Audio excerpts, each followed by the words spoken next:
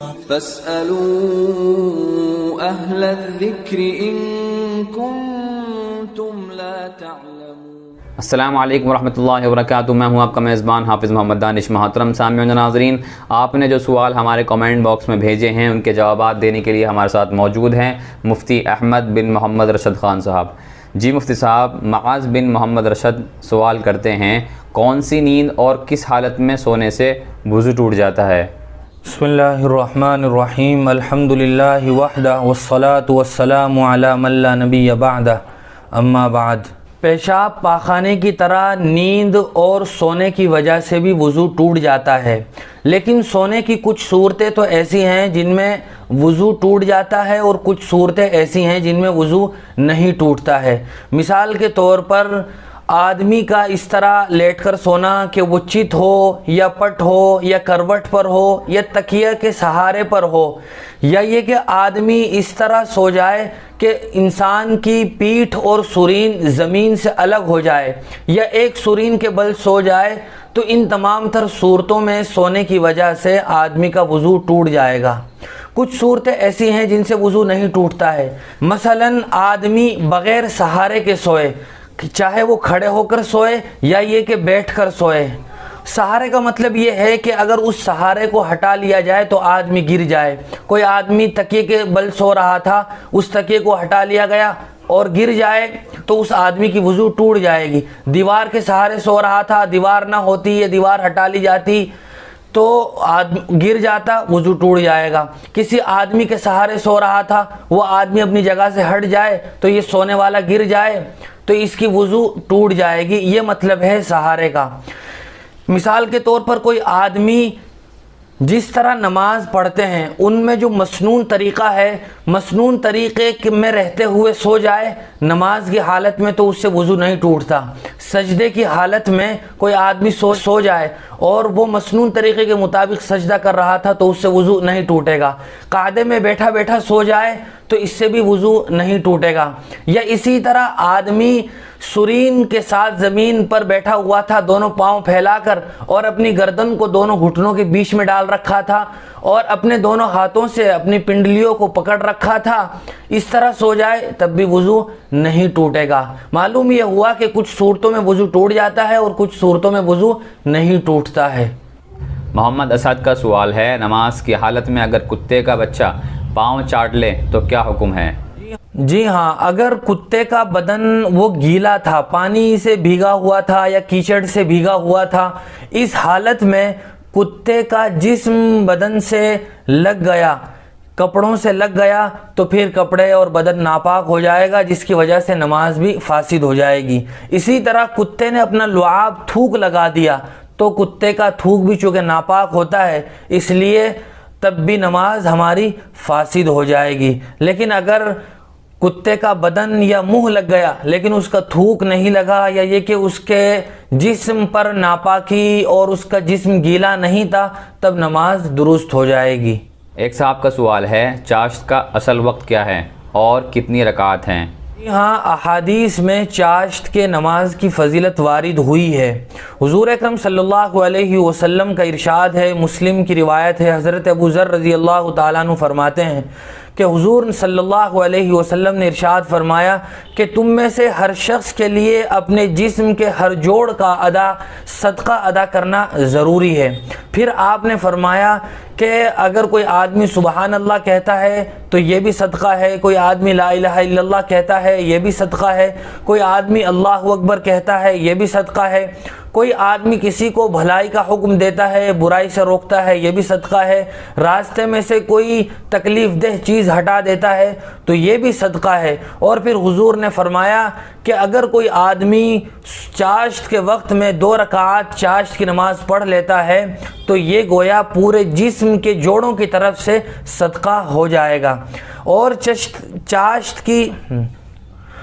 चाश्त की रकातों की तादाद वो 2 से लेकर 12 तक मिलती हैं। कम अज़ कम चाश्त की 2 रकात हैं और ज़्यादा से ज़्यादा 12 रकात हैं। और चाश्त का वक्त भी उसी वक्त शुरू हो जाता है जब इशराक का वक्त शुरू होता है, यानी तुलुए आफ्ताब के 15-20 मिनट के बाद चाश्त का वक्त भी शुरू हो जाता है। लेकिन अफजल वक्त वो है जब जब चाँद की रोशनी खूब हो जाए, आजकल के हिसाब से 10 और 10:30 11 बजे का वक्त वो चाश्त का वक्त कहलाता है। एक साहब का सवाल है, क्या नशे की हालत में तलाक़ देने से तलाक़ वाक़े हो जाती है या नहीं? जी हाँ, अगर कोई आदमी किसी हराम नशा आवर चीज़ पीने की वजह से नशे में मुब्तला हो गया और उस नशे की हालत में उसने अपनी बीवी को तलाक़ दे दी, तो इस शरीयत में तलाक़ वाक़े हो जाती है। और तलाक़ वाक़े होने की वजह शोहर को ज़ज्र, तौबीख़ और तंबीह करना है, ताकि वो आइंदा शराब जैसी बुरी लत से और इस जुर्म से अपने आप को बचा सके। लेकिन अगर कोई आदमी ऐसी चीज़ खा लेने या पी लेने की वजह से नशे में मुब्तला हो गया जो चीज़ फ़ी नफ्सी ही हलाल है, मिसाल के तौर पर कोई आदमी ऐसी दवाई खा ले जिस दवाई के खाने की वजह से आदमी नशा हो जाता है, और उस नशे की हालत में कोई आदमी अपनी बीवी को तलाक़ दे दे, तो याद रखना चाहिए उस हालत में, नशे की हालत में भी बीवी को तलाक़ देने से तलाक़ नहीं होगी। बुनियादी तौर पर बात यह है कि वो चीज़ जो उसने खाई है या पी है वो अगर शरीयत में हराम है और उस चीज़ के खाने या पीने की वजह से वो नशे में मुब्तला हुआ है, फिर तलाक़ देता है तो तलाक़ वाक़े हो जाएगी। किसी हलाल चीज़ को खाने या पी लेने की वजह से नशा आ जाता है तो उससे तलाक़ नहीं होगी। अब्दुल्ला शाहीन बाग से मालूम करते हैं, मगरिबी तहज़ीब किसे कहते हैं? मगरिबी तहज़ीब ये मशरिक़ी तहज़ीब का अपोज़िट और उसका मुखालिफ है। मशरिक़ी तहज़ीब के मुकाबले में मगरिबी तहज़ीब बोला जाता है, और उर्दू दां हज़रात ने यहूद व नसारा के तर्ज़ को, उनके फैशनेबल स्टाइल्स को मगरिबी तहज़ीब का नाम दिया है। अगर हम आसान लफ्ज़ों में कहें तो इस्लामी तहज़ीब व शरीयत से बगावत का दूसरा नाम मगरिबी तहज़ीब है। अल्लामा इक़बाल अलैहिर्रहमा ने भी बहुत सारे अशआर में मगरिबी तहज़ीब का तज़किरा किया है।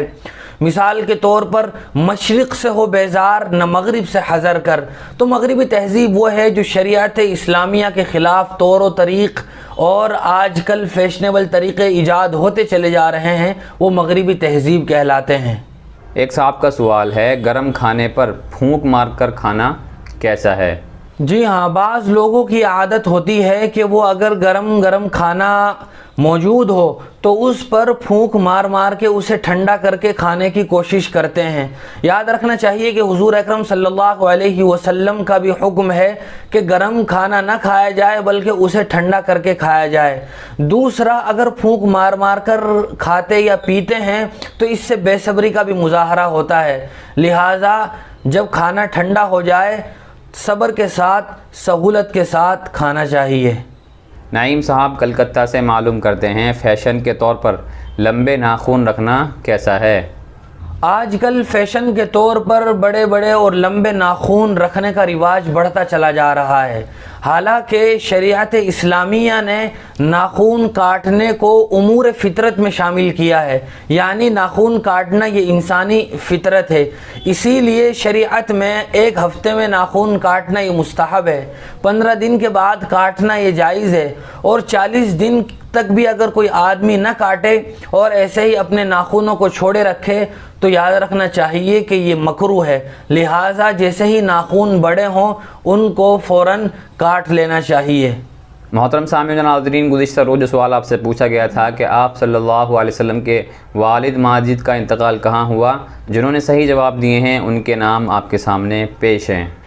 फ़राहीम अब्दुल्ला, मोइनुल इस्लाम बिन मौलाना दिलावर हुसैन अररियावी, अब्दुल बासित बिन मुमताज़ अररियावी, अरशद अली बटला हाउस। और आज का सवाल आपके लिए है कि आप सल्लल्लाहु अलैहि वसल्लम की वालिदा माजिदा के इंतकाल के बाद मकाम अबवा से आप सल्लल्लाहु अलैहि वसल्लम को मक्का मुकर्रमा कौन लाया था? सही जवाब हमारे कमेंट बॉक्स में ज़रूर दें। इसी तरह की मज़ीद मसाइल की जानकारी के लिए आप अपना सवाल हमारे कमेंट बॉक्स में लिखें। हमारे दार अरक़म यूट्यूब चैनल को सब्सक्राइब करें। वीडियो की नोटिफिकेशन के लिए बेल आइकन को दबाएं। वीडियो को लाइक करें। सदक़ाए जारिया की नीयत से वीडियो को शेयर भी करें और इसी तरह अपने सवाल व जवाब हम तक पहुँचाते रहें। जज़ाकल्लाह।